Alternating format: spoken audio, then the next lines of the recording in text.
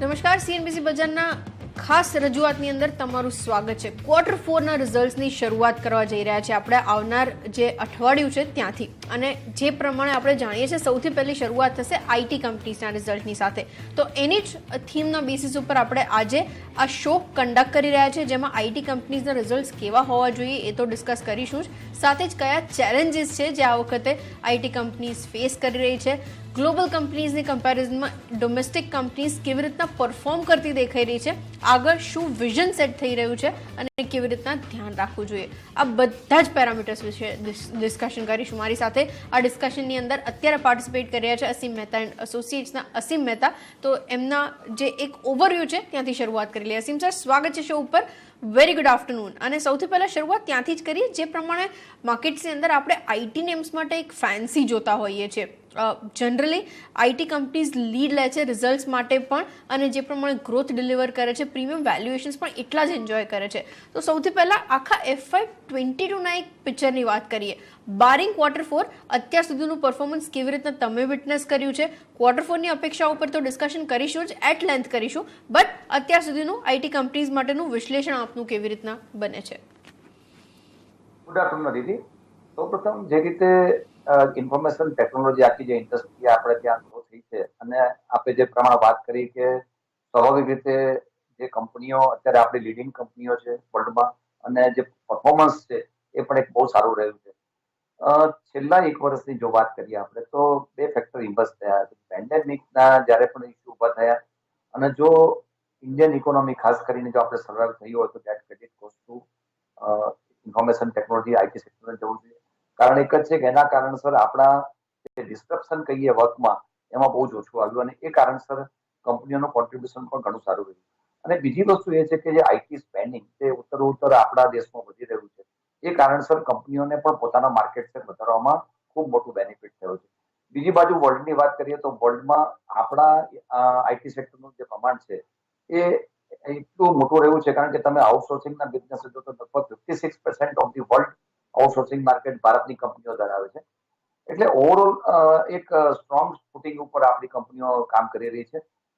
જે રીતે અત્યારે આપણે વાત કરી કે કયા ચેલેન્જીસ આપણે ફેસ કર્યા, તો હું ચોક્કસ એવું માનીશ કે છેલ્લા લગભગ ક્વાર્ટરની વાત કરીએ તો ક્વાર્ટરમાં જે પરિસ્થિતિ નિર્માણ થઈ છે એમાં ખાસ કરીને એટ્રિશન ઉપર આપણે હંમેશા એક ચિંતા રહેતી હોય છે, અને એ કારણસર જે કંપનીના નેટ પ્રોફિટ માર્જિન ઉપર ઇમ્પેક્ટ આવે એવી શક્યતા જોઈ હતી, પણ વોલ્યુમ ગ્રોથના કારણસર એ ક્યાંક ને ક્યાંક નલિફાઈડ થતું દેખાયું.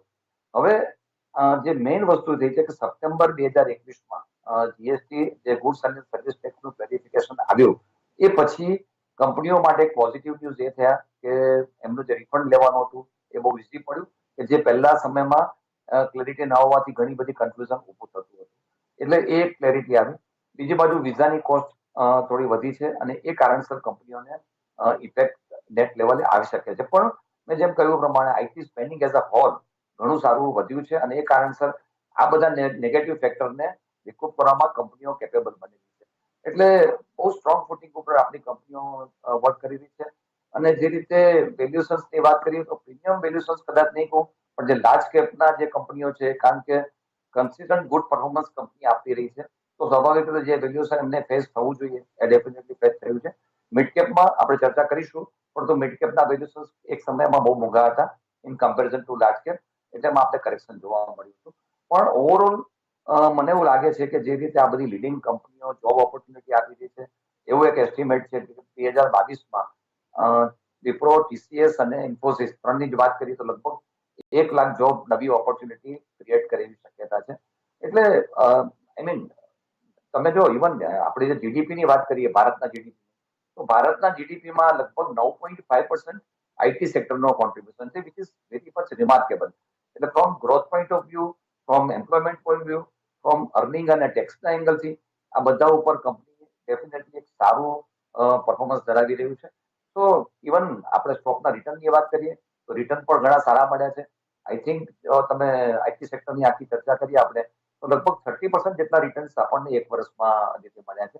તો by any standard it is really બહુ સારા ગણી શકાય.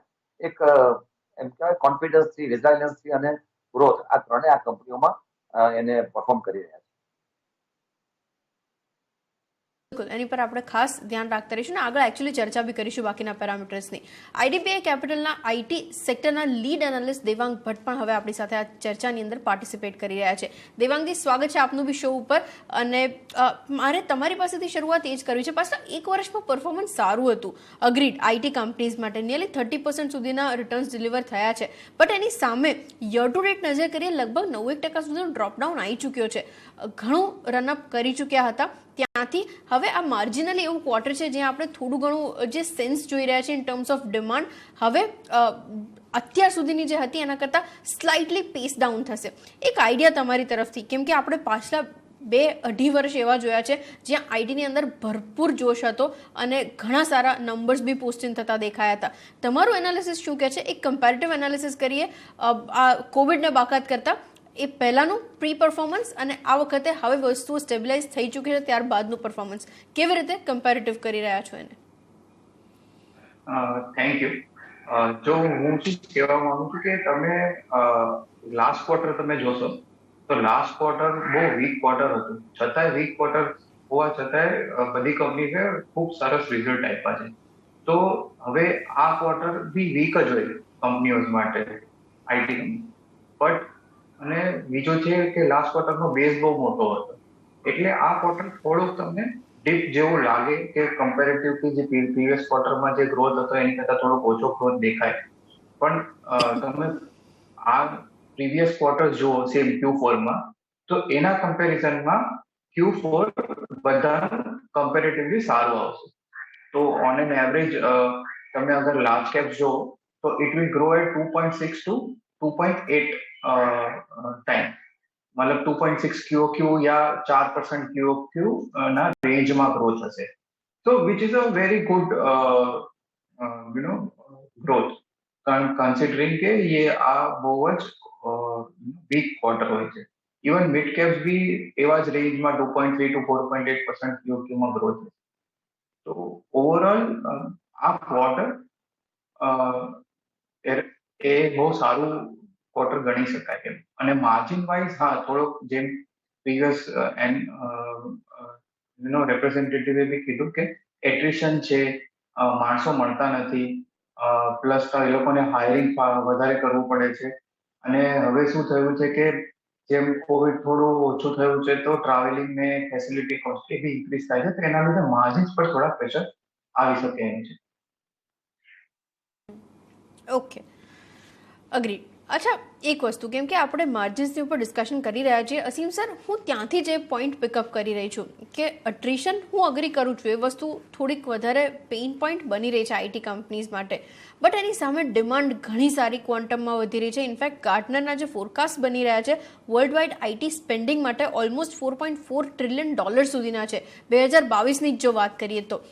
તમે આને કેવી રીતના ટ્રાન્સલેટ કરો છો ડિમાન્ડની ટર્મ્સમાં? કયા વર્ટિકલ્સમાંથી તમે આટલી સારી ડિમાન્ડ આવતા જુઓ છો? કેમ કે સપ્લાય સાઇડના ડિસ્ટ્રપ્શન્સ ઘણા બધા છે. એક તો આપણે એટ્રિશનની ચર્ચા કરી, એ સિવાય વેજ હાઇક્સ આવતા દેખાઈ રહ્યા છે, એ પણ સૌથી મોટું ત્યાંથી હિટ આવતું જોઈએ છે.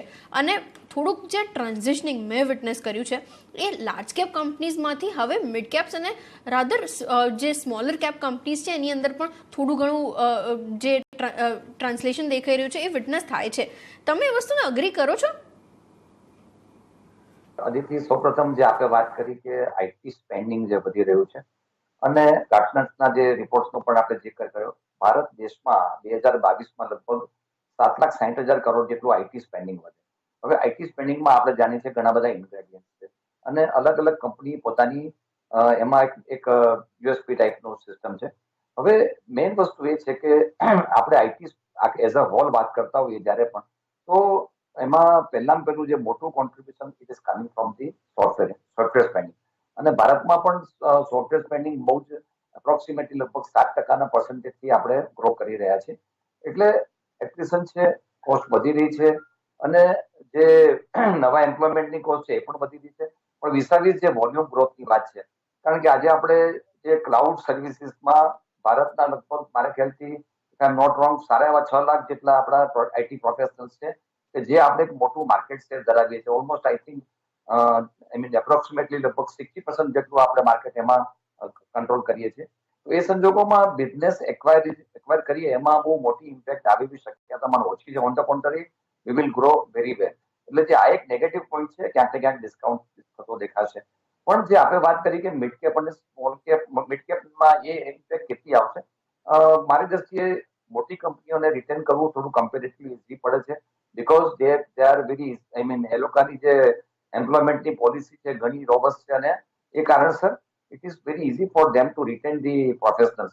ક્યાંક મિડ કેપમાં આ વસ્તુ ઇમ્પેક્ટ કરતી આવી છે, પણ over a period of time હજી દરેક કંપની પોતાના જે એચઆર પોલિસી છે ને એવી રીતે ફ્રેમ કરી રહી છે કે રિટેન્શન રેશિયો વધી રહ્યો છે. મેં આ વસ્તુ બહુ નાની કંપનીઓ પણ વાત કરી છે. ઘણા બધા એવા એવન્યુઝ એમણે પણ શોધેલા છે કે જેથી એમ્પ્લોયી ત્યાં રિટેન થઈ શકે.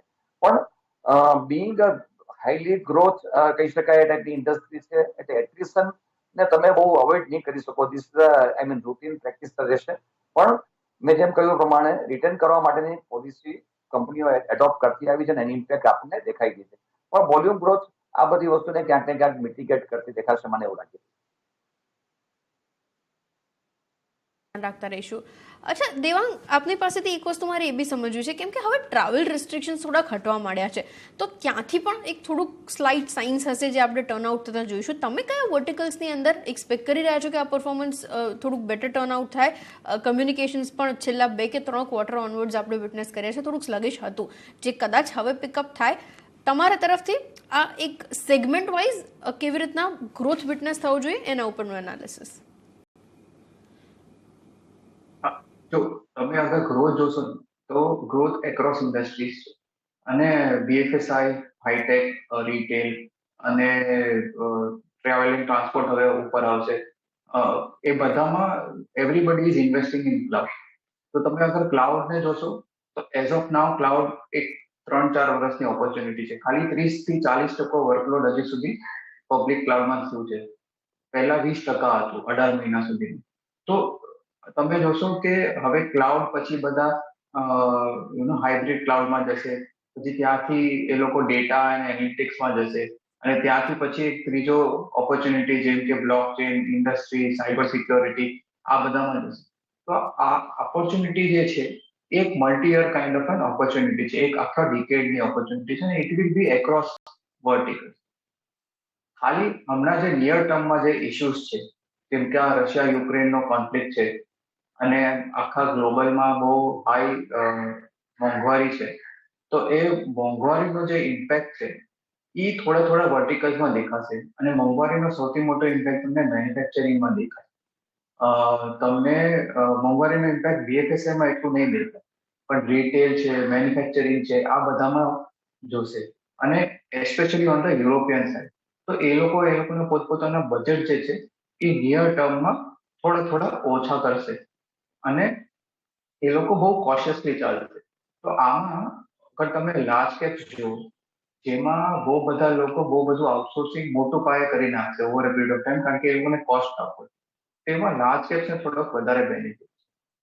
બીજું તમે જોશો કે આ બધા માર્જિન પ્રેશર, તમે જેમ કીધું કોવિડ વયો ગયો છે તો બધા ટ્રાવેલ, પછી હવે બધા કંપની વર્કમાં ઓફિસમાં આવશે તો એનો ફેસિલિટીનો કોસ્ટ જે છે એ બધું ઇન્ક્રીઝ થશે.